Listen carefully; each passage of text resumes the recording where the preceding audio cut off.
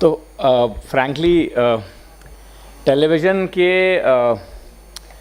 Trade में speed इतनी ज़्यादा होती है कि you don't think too much about artificial intelligence, its impact etcetera and the same is the story with me. But when Pankaj was after me to come for this event, I was reminded of a conversation which was arranged by Times management for the entire brass of Times Group sometime in 22 as we were recovering from COVID. तो बहुत ज़्यादा चर्चा थी उस समय इस बात की कि भाई अब आर्टिफिशियल इंटेलिजेंस किस तरह से काम करेगा और आर्टिफिशियल इंटेलिजेंस से किस तरह का न्यूज़ रूम्स पे इम्पैक्ट होगा और कैसे जो हमारे प्रोफेशन का मिसफॉर्चून है सबसे बड़ा हिंदुस्तान में ही नहीं ग्लोबली मिसफॉर्चून है वो है कि हम लोग कॉन्स्टेंटली कॉस्ट कट करने के लिए ढूंढते रहते हैं बिकॉज कॉस्ट बियर करने वाला तो कोई है नहीं. सब्सक्राइबर्स को अच्छे जर्नलिज्म के लिए पैसा देने के लिए कन्विंस करना और उसके बाद अच्छा जर्नलिज्म करना has been a constant challenge. तो ऑब्वियसली मैनेजमेंट्स भी उसी cost impact point of view से आर्टिफिशियल इंटेलिजेंस के इंग्रेस को देख रही थी. So my first exposure to artificial intelligence in news in terms of any realistic conversation or any realistic idea about it happened at that time. तो एक बहुत बड़े expert हैं, he is a very young man. I don't think he would be any later than in his early 30s. His name is Varun Maya. तो आप लोग Twitter पे देख सकते हैं उनको, मैंने भी उसी के बाद उनको फॉलो करना शुरू किया. उनको टाइम्स की मैनेजमेंट ने एक प्रेजेंटेशन देने के लिए बुलाया था कि he should tell us what is artificial intelligence, what is its impact, how is it going to impact the news rooms etcetera etcetera. तो वो पूरी प्रेजेंटेशन में बहुत सारे, जैसे राहुल ने अभी कहा कि ये कैसे आप इसको फर्दर यूज़ कर सकते हैं, किस तरह से आप उसको एनहांस कर सकते हैं एक्सपीरियंस को, या how much can you enrich your news gathering experience using some very simple tools. जैसे कि किसी भी टेक्नोलॉजी के साथ पास में रहा है कि भाई एडोब आ गया तो माइक्रोसॉफ्ट MS वर्ड से बेटर हो गया, ये हो गया, उस तरह की चीज़ें थी. But about journalist he said something very pertinent which I remember even after those nearly 2 years now.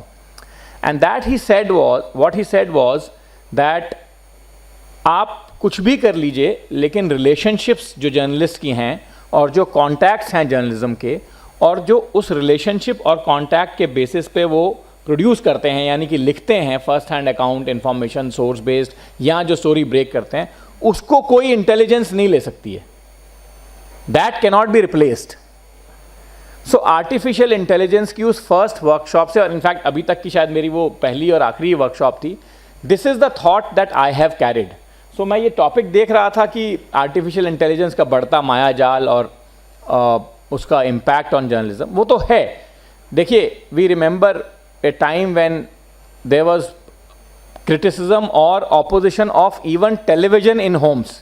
जब टेलीविजन शुरू में आया था तो उसका क्रिटिसिज्म ये था कि अरे भाई अब सब लोग सब चीज़ें देखेंगे घर में बैठ करके और हमारे जो हैं घर की वैल्यूज़ बिगड़ जाएंगी. ये टेलीविज़न का क्रिटिसिज्म था. आज के दिन में टेलीविज़न को आप गिवन ही मानते हैं कि मतलब हर घर के हर कमरे में ही लगा होगा. So whenever any new technology comes we are always as a race fearful, then we adopt it. I still remember when Google Maps, आप लोग सब यूज़ करते होंगे गूगल मैप्स को.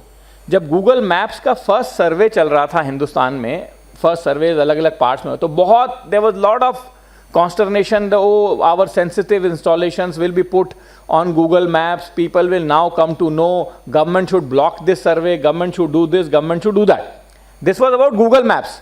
और आज के दिन में Google Maps अधिकतर आप में से लोगों से, जो लोग खासकर पर्सनल ट्रांसपोर्ट का यूज़ करते हैं, if they charge you a sum per month which is like 500 rupees or 600 rupees, you will happily pay. You will happily pay and still use Google Maps. So whenever any new technology comes, there are fears associated with it. Some of those fears may be legitimate fears. Some of those fears, most of those fears usually are unfounded fears. So my sense is that AI is a technology, its time has come.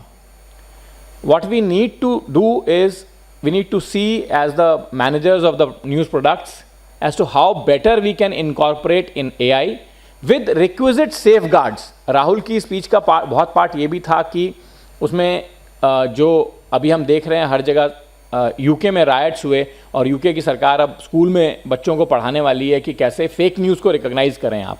तो इन सारे tools को अगर हम use करें, AI के tools को use करें और इंश्योर करें कि किसी तरह का ये जो फेक न्यूज़ प्रोलिफरेशन है उसको चेक करें, उसको रोकें, एंड बेटर टेक्नोलॉजी एमैलगमेट करके। अभी कई सारी चीज़ें होती हैं जो बोला जाता है ये हो नहीं सकती। अभी जैसे आप ये देख रहे हैं, ये टेलीविज़न और ये कैमरा देखिए, जिस ज़माने में राहुल और मैं ये स्टार्ट कर रहे थे प्रोफेशन, तो इस तरह से कभी कोई ब्रॉडकास्ट हो नहीं सकता था।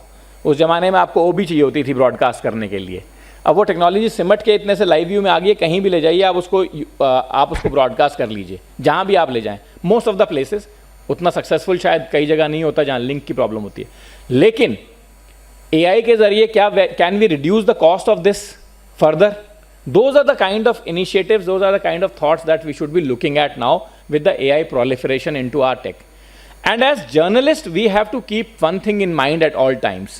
That is what Varun Maya said, as I am going back to his quote, that whatever your professional contact is, whatever your hard work on the ground is, whatever your understanding of the subject is, whatever your delivery about after all of this, your professional contacts, your understanding, your learning over the years, that cannot be replaced. अब आलोक जी के experience को कोई कहे कि AI replace कर देगा, वो हो नहीं सकता है। आलोक जी जो संपादकीय लिखेंगे, वो संपादकीय आप किसी एआई से लिखवा पाएंगे नहीं। वो संपादकीय किसी स्थिति में आप नहीं लिखवा सकते, और उसको पढ़ने वाले आज के दिन में भी और आने वाले हमेशा समय में लोग रहेंगे। So the fact is that it can come as a challenge in the newsrooms. I don't think it will come so much as a challenge to the journalists, but it will certainly come as a challenge to the tech side of how we do things. The technology, how it is employed, deployed, and how it is utilized and consumed in newsrooms and everywhere else. It is not just a challenge of newsroom, it will be a challenge of airline industry, because आपका जो आप आज देखिए Singapore में आपको कोई immigration official नहीं मिलता है। आप जब निकलते हैं वहाँ हवाई अड्डे से बाहर, यू डोंट एनकाउंटर एनीबडी, आप बस अपना स्कैन करते जाते हैं और निकल जाते हैं बाहर। So that is technology. अब आप उसको एआई बोल लीजिए या आप उसको कुछ बोल लीजिए। जिस समय आने वाले टाइम में जो आपकी डिजी यात्रा, अब आप लोग सब इस्तेमाल कर ही रहे हैं, देख ही रहे हैं डिजी यात्रा को, दिल्ली एयरपोर्ट पे भी देख रहे हैं, गवर्नमेंट बड़ा हैवीली पुश कर रही है। व्हाट इज डिजी यात्रा? डिजी यात्रा is technology. One day technology will come where you will not even encounter an immigration officer. So some people may say that, the technology has taken the job of immigration officer. That challenge will always be there. But can we do that job better with technology? And can people be moved to some higher end jobs? That challenge is obviously going to be graver in countries like India, where there is already a jobs crisis. हमारी population है, young population है, उनको job चाहिए और उनको शायद इन्हीं सब फील्ड्स में जॉब चाहिए। बट आज जब आप हॉस्पिटल में जाते हैं, in fact some time back I went to a McDonald's, South Extension में I went to a McDonald's, तो वहाँ पे वो जो ऑर्डर लेने का जो सिस्टम है वो पूरा कियोस्क पे है। So that human interface is gone. अभी उनके स्टाफ में अगर 3 लोग हैं तो आने वाले टाइम में वो 3 लोग शायद नहीं रहेंगे। But can those jobs be move to higher and jobs? Do we want our children to always get employed at McDonald's और at gig workers? Probably not. So the whole challenge is that we have to ensure that the jobs that are being taken away are the jobs that technology can probably do better, and our investment should be in the human capital in terms of education, in terms of exposure, in terms of overall deep side learning. Today, according to me, the biggest problem with our education system at least is, चूँकि हम लोग इसी education system से पढ़े हैं तो इसी के बारे में बात कर सकते हैं। ऐसा हो सकता है कि अमेरिका में और यूके में और बाकी जगहों पे भी ये चैलेंज हो, बट हमारे एजुकेशन सिस्टम का ये सबसे बड़ा चैलेंज है कि we are not preparing our next generations और the generations that are studying with the level of exposure that is required in the workplace. अब राहुल की, राणा जी की, मेरी, सब लोगों का रेगुलर चैलेंज ये रहता है कि आपके पास अगर जॉब्स भी हैं तो 10 लोगों को इंटरव्यू कीजिए, 2 लोग भी आपको फिट नहीं मिलेंगे उसके लिए। कई बार कुछ पॉलिटिशियंस ने इसको बोला है तो उनकी काफ़ी पैनिंग हुई है, काफ़ी उनकी आलोचना हुई है, but that is a fact we need to be aware of. So मुझे लगता है कि एआई या किसी भी नई टेक्नोलॉजी के बड़े खतरे से ज़्यादा what we need to do is we need to improve our own skill set, और वो स्किल सेट जो है वो हमारे को जर्नलिस्ट का भी इम्प्रूव करना है, और जर्नलिस्ट जिस तरह से उस प्रोडक्ट को लीड कर रहे हैं उनका भी करना है, और जो टोटल ओवरऑल डिलीवरी है उसका इंप्रूव करना है. And then I think your challenges related to any kind of artificial intelligence और technology will only help you. Just as I said कि ओबी जो है वो अब सिमट के इस लाइव व्यू में रह गई है, कहीं से भी लाइव कर रहे हैं. इसी तरह से आर्टिफिशियल इंटेलिजेंस आपको बहुत सारी ऐसी अपॉर्चुनिटी देगा जो कि आपके न्यूज़ डिलीवरी को और प्रोफिशिएंट, फास्टर एंड डिपेंडेबल बनाने में हेल्प करेंगी.